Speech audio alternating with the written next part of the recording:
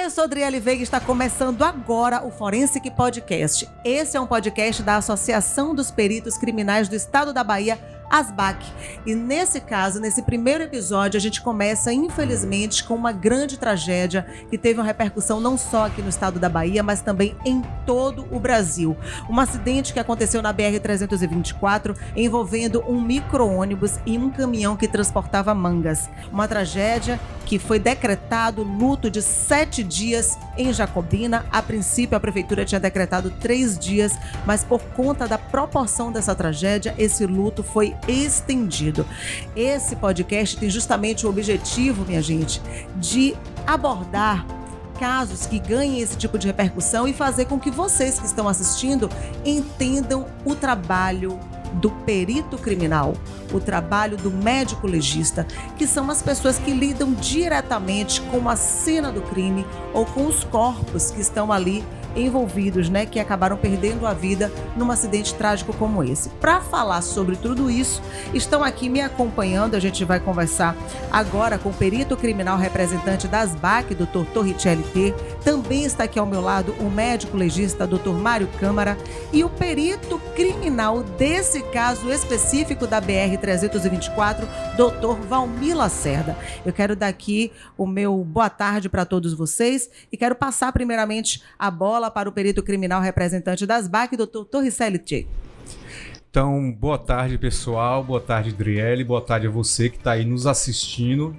Eu, como representante das BAC, perito criminal, eu queria dizer para vocês que, em primeiro lugar, a gente está aqui para prestar solidariedade às famílias das pessoas envolvidas nesse trágico acidente, como foi dito aqui anteriormente.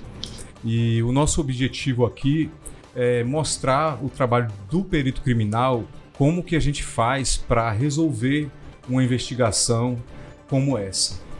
Além disso, a gente tem que mostrar, nesse conjunto de episódios, a gente pretende mostrar casos que a gente trabalha dentro do Departamento de Polícia Técnica, porque a diversidade, a grande variedade de possibilidades que a perícia oficial oferece, muitas vezes o público em geral não sabe.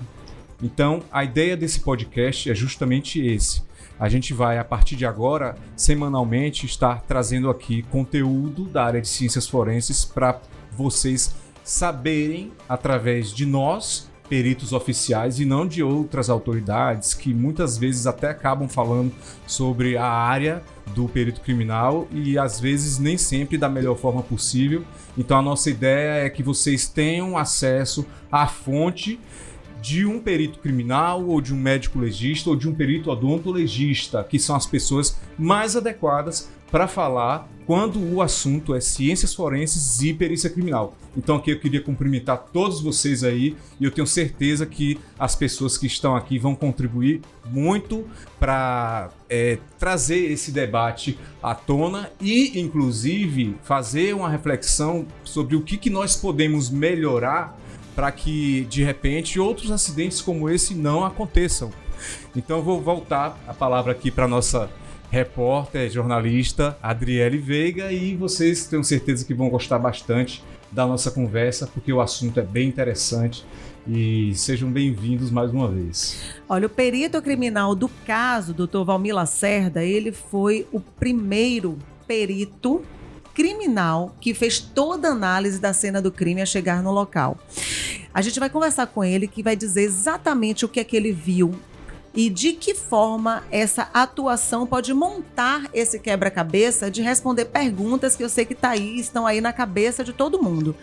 Quem provocou esse acidente? Quem estava na pista certa? Quem não estava? Como aconteceu? Estavam em alta velocidade? Dormiu no volante? Passou algum animal na pista? Eu sei que tudo isso as pessoas estão querendo saber, entender de que forma essa tragédia aconteceu, e ele é o rapaz, o profissional responsável por montar todo esse quebra-cabeça, que não tem peças iguais, né? Tem peças grandes, peças pequenas, e montar um quebra-cabeça de uma tragédia como essa não é fácil, né, doutor? Boa tarde a todos. Primeiro agradecer o convite e dizer que nós, peritos criminais, peritos oficiais, juntamente com os peritos médicos, e peritos odontolegais, somos, como já foi colocado aí, os peritos oficiais, né? E só fazer uma correção, você falou aí cena do crime. Na verdade, é uma cena de acidente de veículo. Se crime ou não, lá na frente as investigações irão constatar. Mas é interessante, já de início, entender que a perícia criminal ela tem duas grandes áreas, né? A primeira grande área é a perícia externa, que abrange locais de acidente, locais de crime, locais de ação violenta. Isso aí são as perícias de locais, são perícias externas. Mas também tem as perícias internas, que são as análises de drogas, de armas e de objetos relacionados ao crime.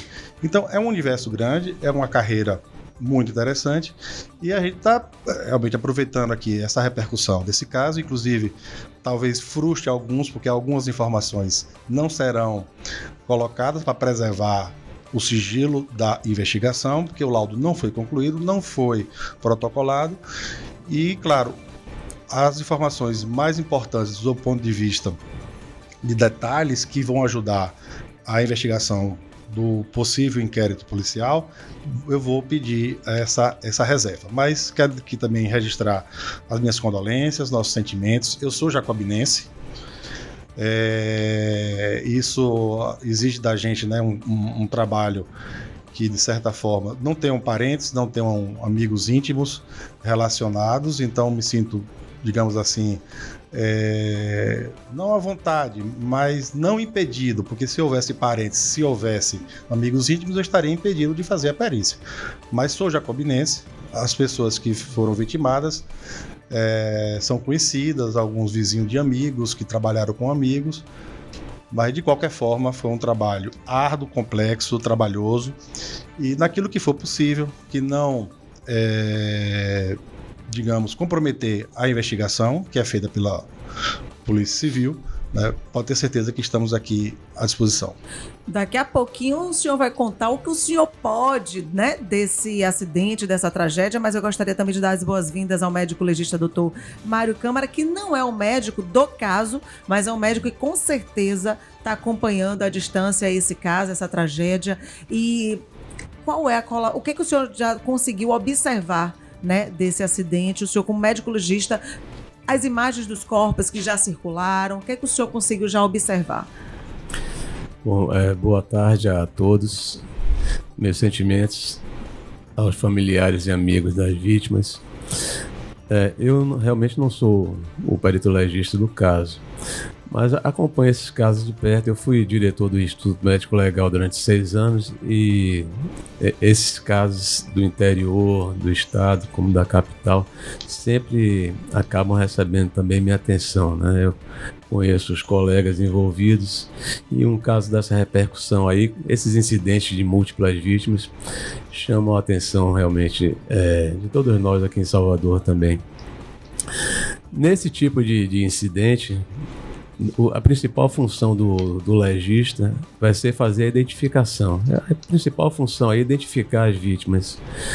Muitas vezes, por causa das condições do acidente, você não consegue fazer, a família não consegue fazer o reconhecimento de imediato, então nós fazemos a identificação desses corpos. Quais são as formas de identificar um corpo, por exemplo? Aqui na Bahia, o que nós usamos principalmente é identificação por datiloscopia, impressão digital, arcada dentária e DNA. Infelizmente, a população, a maioria, não tem ficha odontológica. É um tipo de identificação muito rápido quando nós conseguimos. Mas como as famílias não têm, nós fazemos a identificação datiloscópica quando possível, quando não é um carbonizado. E no caso de ser um carbonizado ou um corpo esqueletizado, a gente parte mesmo para o DNA. Existem outras formas de identificação, né? Por exemplo, uma prótese que a pessoa tem, uma prótese de mama, uma prótese metálica. Essas próteses têm numerações únicas no mundo inteiro e as fábricas mantêm esses dados por toda a vida. Então elas servem para identificação também, raio-x de rosto. Mas no padrão nosso é datiloscopia, arcada dentária e DNA. E tem também que você falou de próteses e etc. Mais o pessoal da antropologia que trabalha com essa parte de ossada. Quando o corpo não serve mais para necrópsia comum, quer dizer, o grau de decomposição já é muito avançado, ele está ali semi-esqueletizado, então a gente passa esse corpo para a antropologia forense.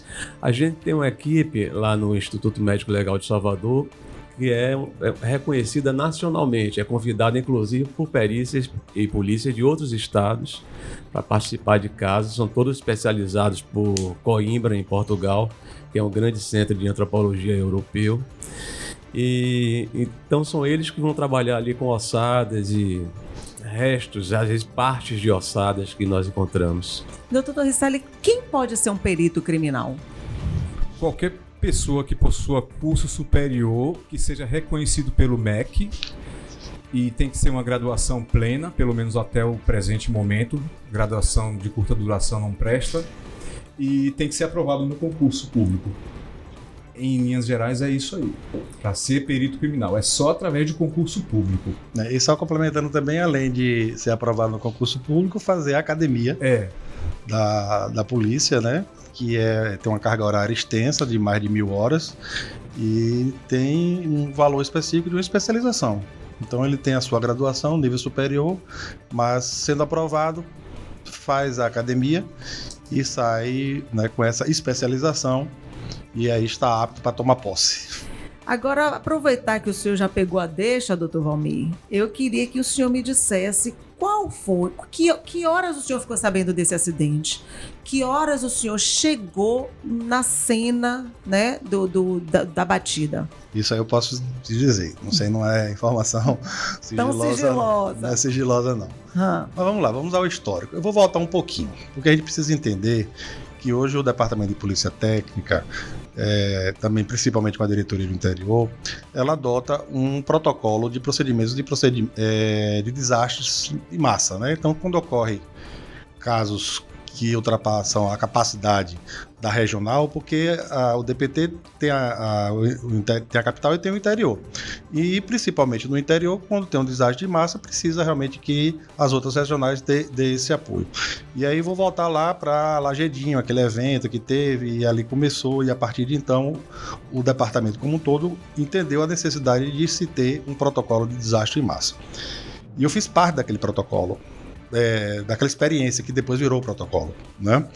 E aí quando eu recebi a informação, a primeira chamada, depois de meia-noite, já 1h da manhã, isso uma informação preliminar, não era do delegado da autoridade requisitante, e tomamos conhecimento e pronto, vamos juntar a equipe e ficar a postos de prontidão para assim que houver a confirmação, a equipe se deslocar da sede, porque Jacobina é uma sede de uma regional que faz parte da grande regional Chapada, que faz parte da diretoria do interior. E a primeira informação é que seriam 10 corpos, já seria um número exorbitante. Né? Só um parênteses, a partir de quantos corpos é acionado esse protocolo? Não tem um número determinado. Isso vai determinar a capacidade da regional. Então, por exemplo, Jacobina, que faz parte com Itaberaba, Ceabra e Irecê, ela tem a sua capacidade. Então, havendo a necessidade, aciona. Então, acionamos a Macro Chapada, que acionamos a diretoria do interior, e aí, a partir de então, não tem um número fixo. É aquele sentimento. E por isso que eu pedi para de voltar um pouco, porque antes de ir para o local do acidente, a primeira reflexão é justamente essa: entender a capacidade da regional, principalmente no interior, se tem essa capacidade de atender de pronto. E quando tive a notícia que eram mais de 10 corpos inicialmente, falei, não, isso aqui já dá para pensar em acionar o protocolo. Logo depois de 10, 15 minutos depois, já vinha a informação que seriam 15, depois 5 minutos depois, não, são 20. Aí realmente eu não tive dúvida. E também, no momento da chamada e da confirmação da autoridade investigativa, que foi o delegado de polícia, o responsável, que é a DT de Gavião, que faz parte da regional de Capim Grosso, primeiro ficou uma grande dúvida se seria realmente em Gavião ou se seria em Nova Fátima, que é outro município, vizinho de Gavião. E aí o interessante, que Nova Fátima não é da regional de Jacobina, é da regional de Serrinha, que é da macro de Feira de Santana. Então entenda que existe uma estrutura organizacional dentro do próprio Departamento de Polícia Técnica, e aí essas informações são importantes. Mas quando tive a chamada, mesmo com a dúvida do local, mas sabendo que era a comarca vizinha, regional vizinha, afinal, no mínimo, a gente vai ter que ir para pelo menos dar um apoio, porque um quantitativo desse, se for de Serrinha, a gente tem que estar lá pelo menos, se acionar o protocolo, a gente vai ter que dar o apoio. E assim nós fizemos. Notificamos o nosso macro, não só da macro regional Chapada, mas também de Feira de Santana, da Recôncavo, né, Dr. Rogério Serafim, e que prontamente articulou junto com a diretoria do interior e o nosso diretor que está respondendo em exercício, Dr. Bira, porque o nosso diretor oficial está de férias, mas enfim, foi logo acionado e eu fiz a solicitação. Necessito, em virtude do quantitativo, necessito de apoio de remoção e necrópsia. Para a perícia, não. O local, a gente vai ter que ter a certeza do isolamento e da preservação, que são princípios para a criminalística, em locais, seja de acidente, seja de crime. E tivemos essa confirmação que estava isolado, estava preservado, que o Corpo de Bombeiros estava presente, a Polícia Rodoviária estava presente e que estava fazendo resgates. Isso, 1h30, 1h40, nos deslocamos, logo depois da confirmação, chegamos no local exatamente às 2h58. É importante falar também que o perito criminal ele chega, né, no local depois que algumas outras equipes estiveram presentes, porque primeiro a gente tem que saber ali se tem alguém vivo para encaminhar para o socorro. Aí depois que tudo isso é verificado, é que aí o lugar vai ser isolado para passar agora para a guarda do perito criminal. Agora uma pergunta, quando acontece um acidente como esse, até quem está passando, é comum a presença também de muitos voluntários, né, que todo mundo ali acaba se ajudando. Isso atrapalha o trabalho do perito? Isso porque acabam mexendo na cena, né? O não isolamento e a não preservação pode atrapalhar a perícia. Mas a gente tem que entender também que a preocupação primeira é com socorro às vítimas. Quem tiver com possibilidade de socorro, ele não vai impedir a comunidade de vir socorrer, porque não, a justificativa é que ter pessoas, existe a possibilidade de serem salvas. Então é o princípio maior. Mas enfim, mas as equipes, digamos assim, as forças de segurança, logo que tomam conhecimento, seja Guarda Municipal, seja Polícia Militar, seja Polícia Civil, seja Polícia Rodoviária, Estadual ou Federal, Corpo de Bombeiros, quem tomar conhecimento vai para o local para justamente, se houver necessidade, prioridade é socorrer as vítimas. Depois que socorreu, e não, só tem óbito agora, é instrução, isso faz parte da academia de todo profissional de segurança, seja PM, seja bombeiro, guarda municipal, no local que houve violência, seja por crime ou não, tem que ser isolado e preservado. Tá. E quando tudo lá isolado, preservado, qual foi o seu sentimento assim que o senhor colocou os pés no local do acidente? O que o senhor viu? Qual foi o sentimento que te tomou ali naquele momento? Rapidinho, só para fazer, antes de entrar nesse detalhe, me passa aqui. É porque ele falou aí da equipe envolvida, porque o trabalho da gente é resolver a questão. Então a gente está diante de uma situação grande e teve que se mobilizar, como ele falou. Então eu tenho só aqui para registrar, foram envolvidos 5 coordenadorias regionais de polícia técnica na remoção e transporte dos corpos e 4 coordenadorias envolvidas nas identificações e necrópsias. E dentro desse adendo, além do perito criminal, quem são os outros profissionais que colaboram, que estão ali formando aquela equipe para fazer essa análise do local do acidente? Ótima pergunta.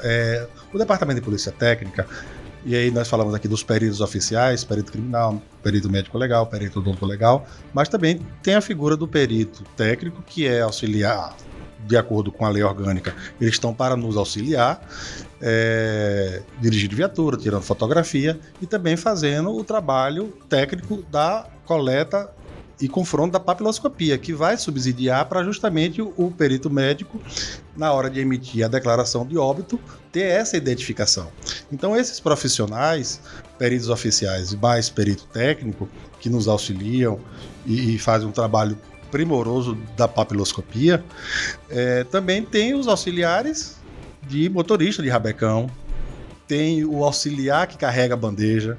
Então, a nossa equipe grande. Foi completa. Foi com o perito criminal, eu, o perito técnico André Freitas, né? E no rabecão foi o motorista e mais um auxiliar que ajuda, né?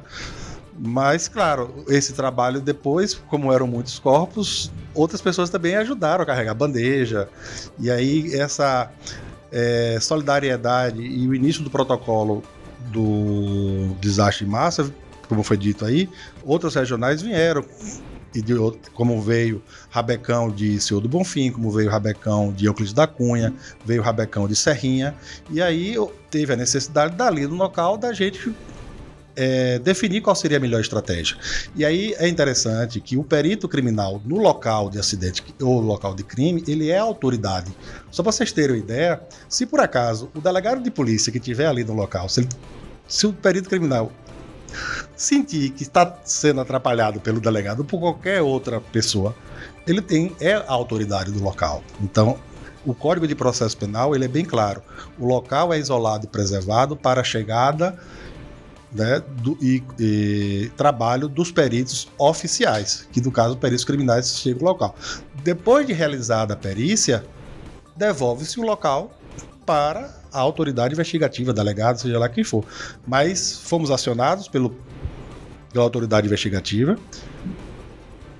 Em tempo, pronto atendimento, para você ter ideia, são 100 km de distância, nós fizemos em 1h10, 1h15.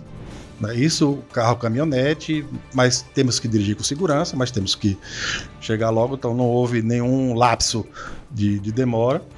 E fomos fazer lá o local e encontramos Polícia Militar, Polícia Rodoviária e o Corpo de Bombeiros. Pronto. O sentimento foi justamente de ficar estarrecido, né? Porque vou confessar aqui algo para vocês. Dessa dimensão não há precedentes na macro-regional de Jacobina. E eu acredito, e aí eu preciso fazer essa análise, no estado da Bahia. Porque oficialmente, que passou pelo DPT 24, mais um que depois que foi socorrido, né, então se tornaram 25, mas eu posso antecipar aqui que a nível de macro-regional Chapada, que envolve as 4 regionais, Itaberaba, Ceabra, Irecê e Jacobina, um caso dessa dimensão não há histórico, registro nesse sentido, então não tem precedente. Seria então a maior tragédia nas rodovias da Bahia? Eu não posso Preciso dizer. confirmar, mas garanto que na macro-regional Chapada, e aí eu estou falando aqui em uma região, em 4 regionais, né? Só para você ter ideia, a regional de Jacobina engloba 19 municípios e uma população estimada em 400 mil habitantes. Isso só a regional de Jacobina. Se você juntar Jacobina, Irecê, Itaberaba e Ceabra, se multiplicar isso por 4, dá mais de 1.600.000 habitantes. Né? Então, nesse espaço geográfico aí, não tem precedentes. Isso posso te garantir. Certo. E aí, quando o senhor chegou lá, fez toda a análise, o senhor tem quantos anos já nessa área de perito criminal? Eu sou da turma de 2007 e fiz agora, no dia 6 de janeiro, 17 anos de posse, né, como perito criminal. Então, quando o perito chega lá, qual é o primeiro trabalho do perito? Verificou que a área está isolada? Quais são os vestígios? O que é que o senhor, com toda essa experiência, chega e já observa e dá para ter uma noção? Eu não vou dizer que o senhor vai fechar um laudo porque seria leviano, até porque se existe um prazo para isso. Mas o que é que o senhor observa de prontidão? O que é que olha naquele local? Todas as informações, todos os objetos, todas as circunstâncias. Tipo, o ambiente, a pista, as sinalizações, os veículos, as condições dos veículos, as condições dos pneumáticos, o tempo, se está nublado, se está chuvoso, né? especificamente se a sinalização vertical horizontal está completa, se a pista é asfáltica, se tem acostamento, se esse acostamento é de terra, de barro ou se é de asfalto. Então, vai sendo analisado, fotografado, medido, né, mensurado. Então, eu digo que a arma do perito é a caneta, fita métrica e máquina fotográfica. O policial, claro, a arma dele né? Mas temos esse poder, que nós somos autoridades investida pelo Estado e temos sim a autorização de andar o porte de arma. Mas eu digo que a grande arma do perito é a caneta, máquina fotográfica, fita métrica, balança, A lupa. instrumentos que vão coletar, analisar, registrar, para que se feita análises, exames e se chegue a uma conclusão no laudo pericial. Porque esse laudo pericial, tem que entender isso, ele se transforma na prova material. Na prova material do Código de Processo Penal, isso para o inquérito policial e para uma ação penal, ela é determinante, é a rainha das provas. E aí eu posso falar com propriedade porque minha formação é em direito, tá?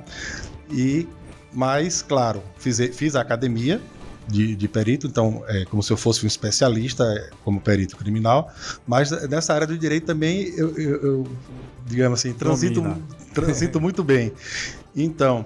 Quanto tempo levou essa perícia do senhor no local? Cheguei às 2h58 e terminei às 4 horas e 32 minutos.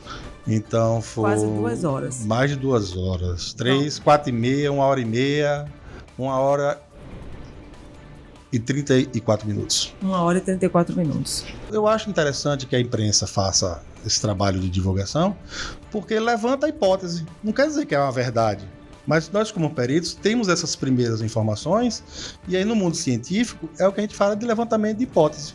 O que é um trabalho científico? É isso. Ela é primeiro levantar hipóteses e depois partir A testá-las. para testar a comprovação ou não. Então o trabalho do perito é dizer, né, Procede ou não. Como é que estava o tempo? Isso, não estava chuvoso. Então não tinha, isso aí todo mundo sabe que não estava chovendo. A condição né? da pista. Né? A pista BR-324 foi recentemente reformada. Então, sem problema, sem nenhuma... Lá, nesse trecho. A né? polícia suspeita de uma ultrapassagem. O senhor, né, com a sua avaliação, há essa possibilidade, já que o senhor trabalha com hipóteses? Aí já é uma informação... Estou levantando a Claro, hipótese. você está levantando a hipótese. Então... Mas essas afirmações, essas confirmações desses pontos, dessas hipóteses, só depois que for liberado o laudo. E isso, o laudo vai ser liberado para a autoridade investigativa, para o delegado. Temos um prazo legal no Código de Processo Penal que fala de 10 dias sendo plenamente prorrogáveis, desde que justificados. Com certeza vai ser prorrogado, porque você precisa fazer análise E tacógrafo. importante também, né, Valmir, falar também que aquele trabalho não para ali, né? Ele se desdobra. Quando o doutor Mário Câmara, com certeza ele vai poder falar disso, mas assim, foram feitas solicitações, né, de exames laboratoriais. É isso que eu quero saber. É porque eu tô querendo que ele me fale mais um pouquinho. Tá. Mas eu quero chegar lá. Até porque ali é um braço desse trabalho para poder chegar a esse laudo mais definitivo para as investigações. Porque a gente tem que ter muito cautela com essa divulgação assim, apressada. Eu sei que todo mundo fica querendo, as famílias querem ver logo o caso resolvido, a mídia também impressiona, mas a gente tem que ter muita cautela. A gente está trabalhando com análises que vão poder incriminar ou não, no caso desse ou em outro qualquer. Então a gente tem que ter muito cuidado com o que fala, com o que adianta. Eu tenho um detalhe, uma curiosidade aqui, pode dizer que um furo. Vamos imaginar como delegado de polícia. Claro que eu fui como perito criminal. Certo. Mas como delegado de polícia, ele tem que apurar o quê? Responsabilidades. Sim. E aí, motoristas todos morreram. Apurar a responsabilidade subjetiva de quem se já morreram. Mas não tem só a responsabilidade subjetiva, tem também a responsabilidade objetiva. E a sociedade também precisa de uma resposta.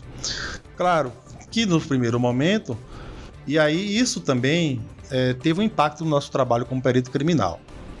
Porque se nós tivéssemos sobreviventes motoristas, aí claro, a gente ia ter um foco na questão da responsabilidade. nós não perdemos o foco da responsabilidade, mas como principal.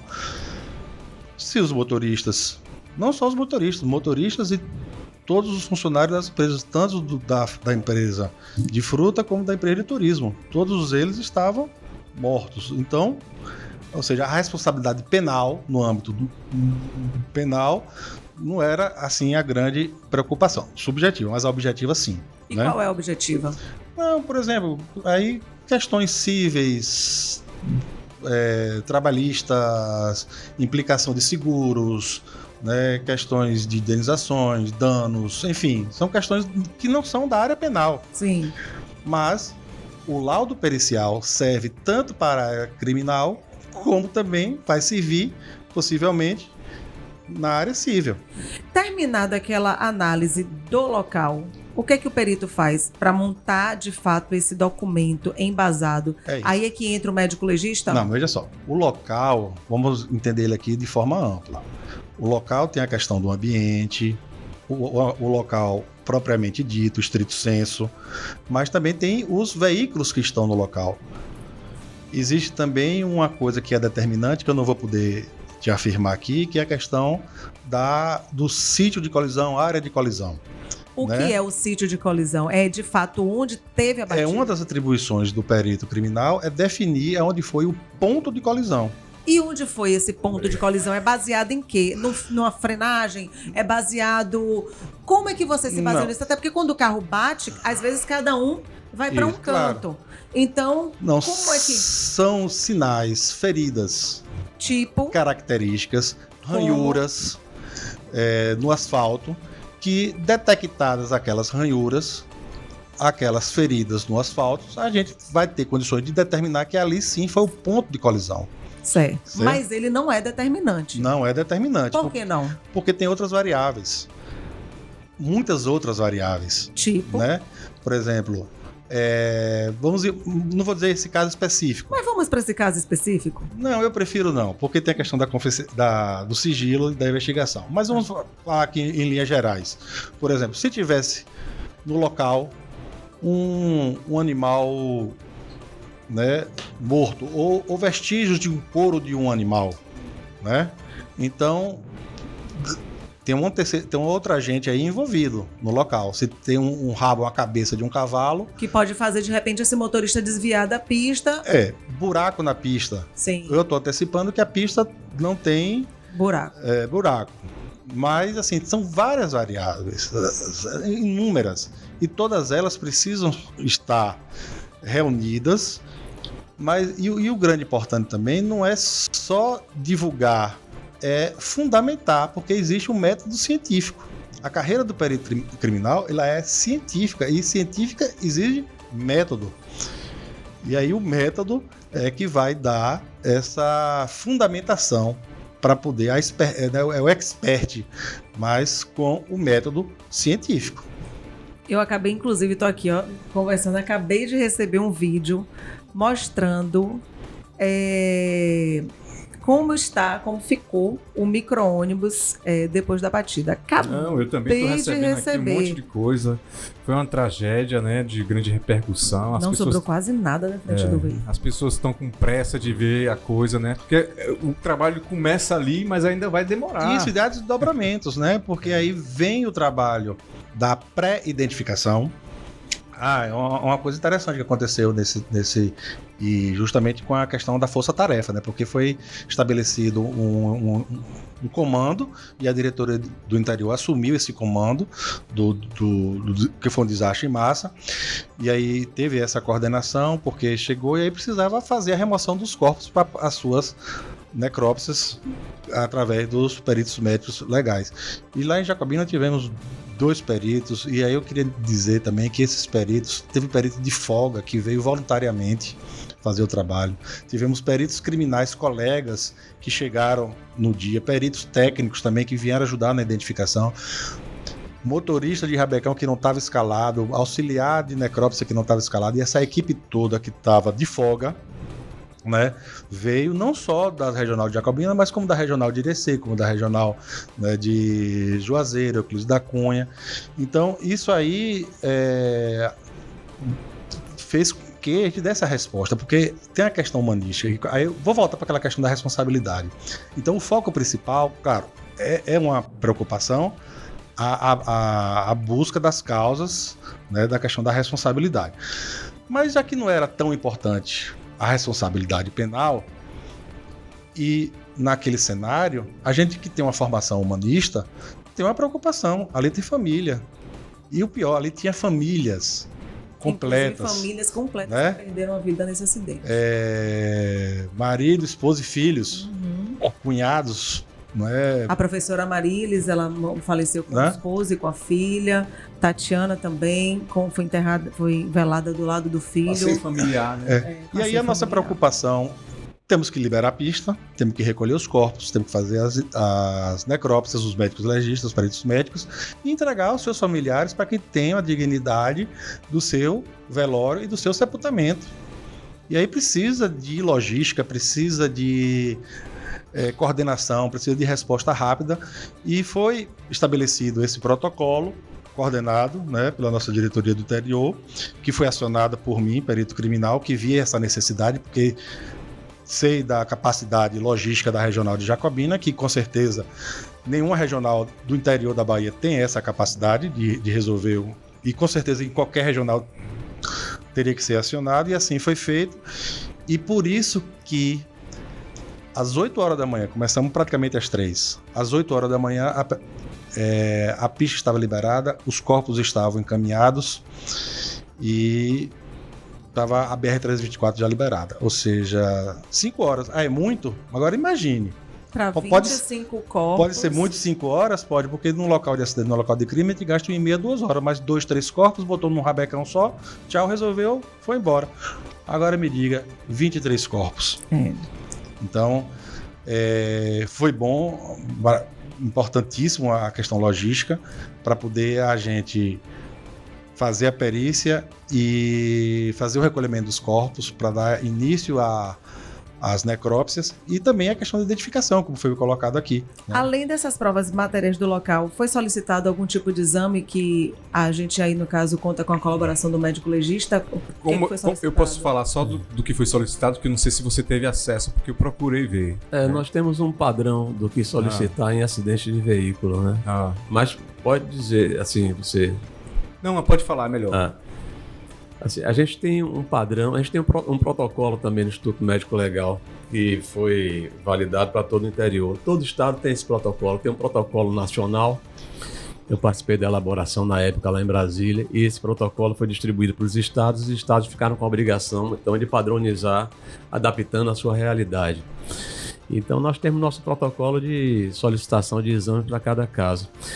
Nesses casos de acidente, nesse caso específico, além daquela parte de identificação, e a gente tem que formar prova material também para uma eventual investigação de crime culposo, né, por negligência, imprudência ou imperícia, nós também temos que ver o estado em que estavam os motoristas, né, também as pessoas do ônibus, eventualmente, como está o que é que estava se passando dentro do ônibus, também tem que ser apurado por testemunhas.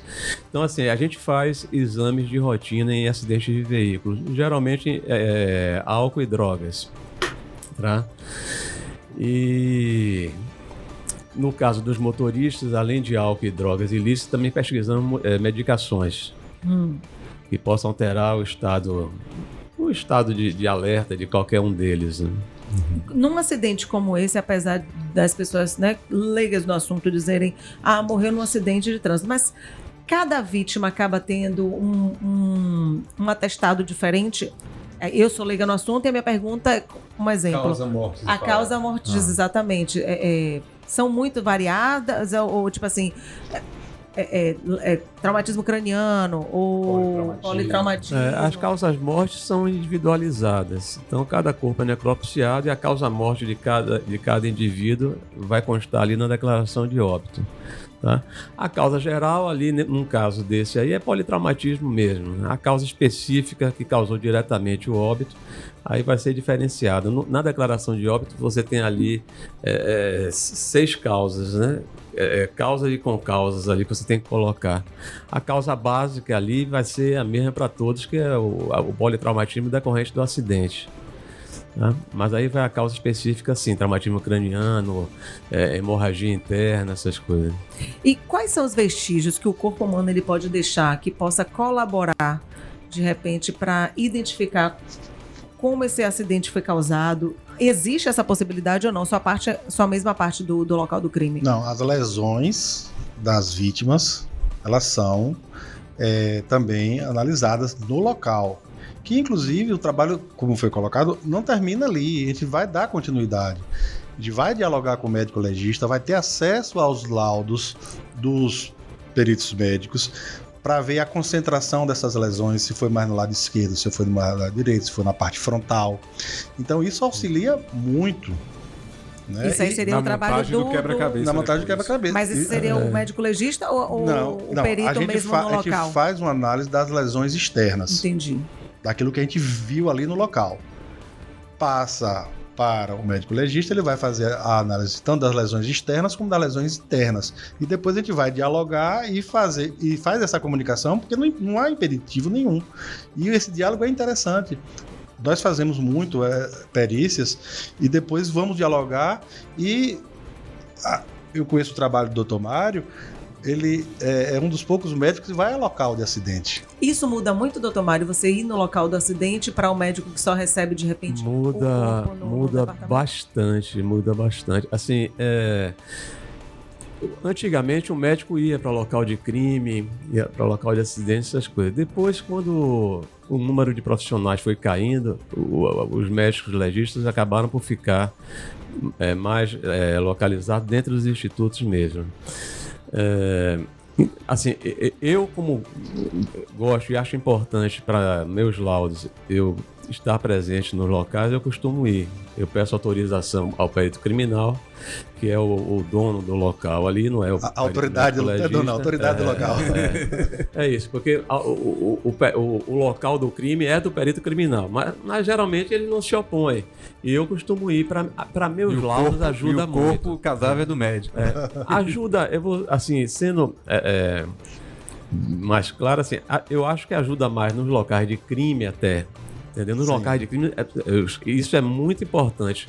Se o perito médico não conseguir, não for para o local, a maioria não vai, que pelo menos converse com o perito criminal e veja as fotos do local de crime e vice-versa. Eles têm que se comunicar. Né? Nesses casos, só para concluir, nesse caso específico de acidente de veículo, o perito médico tem que dar algumas informações. Por exemplo, aí praticamente não vai haver dúvida, vai ter outras testemunhas ali de dentro do ônibus, mas a gente tem que dizer quem realmente estava dirigindo, quem estava no banco do carona de um carro, quem estava atrás. A gente tem condição de dizer isso. Numa motocicleta, quem estava pilotando, quem estava atrás, né? O estado de cada um deles. A gente consegue dar essas informações e ajudar nesse sentido aí. E como é que funciona para o médico legista atender uma demanda dessa, como por exemplo no de Jacobina, que foram 11 corpos para lá? Como é dar conta de uma demanda tão grande dessa? É assim, difícil. Na média, um legista em Salvador, cada um deles atende uns 5 corpos por dia. Né? Por dia. A necrópsia é demorada. A necrópsia começa, na verdade, na hora que a documentação chega. Você vai analisar a documentação, todas as informações todas que estão ali. Depois você vai analisar o corpo vestido, analisar as vestes, todos os dados, objetos que tiverem ali, que eventualmente pertencem ali àquela vítima. Depois o corpo sem roupa. Depois, aqui na Bahia, a gente tem o hábito de abrir todos os corpos. Nem sempre é necessário e não é obrigatório. As pessoas não sabem disso, né? Em São Paulo mesmo, eles não abrem os corpos quando não vê necessidade. Aqui na Bahia, a gente tem o hábito de realmente abrir também todos os corpos. E isso tudo demora, solicitar os exames, retirar, eventualmente biopsiar algum órgão ou retirar algum órgão, isso tudo demora. A gente faz aí, cada período, em torno de 5 a 6 necrópsias por dia. Um corpo para passar por todo esse processo dura em média quanto tempo? Para ser analisado. Vamos voltar para o caso. Imagine que essa demanda chegou para o senhor. E foi em tempo recorde, como te falou. Quanto tempo geralmente se leva para analisar um corpo e liberar ele para a família? Olha, começa que a lei obriga que nós esperemos 6 horas para podermos necropsiar um corpo. Né? Você tem que esperar 6 horas para que se estabeleçam sinais definitivos de morte. O Código de Processo Penal foi feito nos anos 40, quando não existia a tecnologia que nós temos hoje. E naquela época, para evitar que se uma pessoa eventualmente fosse viva e fosse para o IML e sofresse algum dano, existia isso aí. Então nós temos que esperar essas 6 horas. Depois dessas 6 horas vai se fazer esse procedimento todo de análise. E aí, por exemplo, no caso de acidente de veículo, você tem que fazer a investigação também radiológica, que é demorada. Em Salvador nós temos um scanner de raio-x, mas nem toda cidade do interior tem. Tem que passar por raio-x normal. Isso aí já vai demandar mais de 1 hora só radiografando. Depois, outro tempo semelhante para analisar as radiografias. Depois, analisar a documentação, abrir corpo. Então, vai demorar algumas horas, dependendo da quantidade de lesão que se encontra naquela pessoa. Depois tem que digitar, preparar o laudo todo, fazer declaração de óbito. Então, assim, do momento do óbito até a liberação, vai demorar em torno de 10, 12 horas. Porque nós temos aí essas 6 horas de lei para se esperar. Mas nem foi esse o nosso caso, né, Tê? Do tempo de liberação? Chegou a ser menos, não? Eu acho que foi menos. A lei permite que quando a morte esteja assim, seja clara ao observador, ao perito, ele não precisa esperar as 6 horas. É o caso de uma decapitação. Tá? Mas se a pessoa tomou um tiro na cabeça, eu tenho que esperar 6 horas para poder fazer a necrópsia. Entendi. Você tem essa informação do tempo que levou? Não, mas aí é fácil. O evento, eu cheguei lá 3 horas da manhã, porque tinha recebido a chamada a 1 e saíram do local às 8. Então, a liberação de 1 para 8 foram 7 horas. Então esse tempo aí de 6 horas estaria suprimido. E quando os corpos chegaram na CRPT, tanto de Juazeiro como Euclides da Cunha como Jacobina, os médicos já estavam a postos para fazer esse trabalho. E aí, claro, qual é a primeira preocupação? Identificação. Lá no local, aí é um trabalho que nós fizemos, eu e o perito técnico André, fizemos a pré-identificação. O que é a pré-identificação? O cidadão está com a bermuda, está com a identidade no bolso. A probabilidade que é ele. Então é a pré-identificação. Eu que costumo deixar minha identidade no bolso alheio já é um perigo. Então, a partir dessa pré-identificação, nós fizemos a organização. Então, os corpos pré-identificados nós mandamos para Juazeiro e para Euclides da Cunha, porque já estava meio trabalho adiantado. E aí nos resta. Por que foram 11 para Jacobina? Porque esses 11 estavam sem identificação prévia. E lá tem mais estrutura. E as pessoas são de lá. Então entendi. Os parentes iam para a CRPT lá, para a sala de necrópsia lá do IML de Jacobina. IML não, lá não é um instituto, lá é uma sala de necrópsia de uma coordenadoria regional, só para poder ficar. Mas todo mundo fala que é IML, então acaba ficando como IML. Então a nossa estratégia foi essa: os pré-identificados, 8 para Juazeiro, 4 para Euclides da Cunha, sobraram 11. Tanto que veio o Rabecão de Serrinha, e inicialmente a gente ia mandar 4 para Serrinha.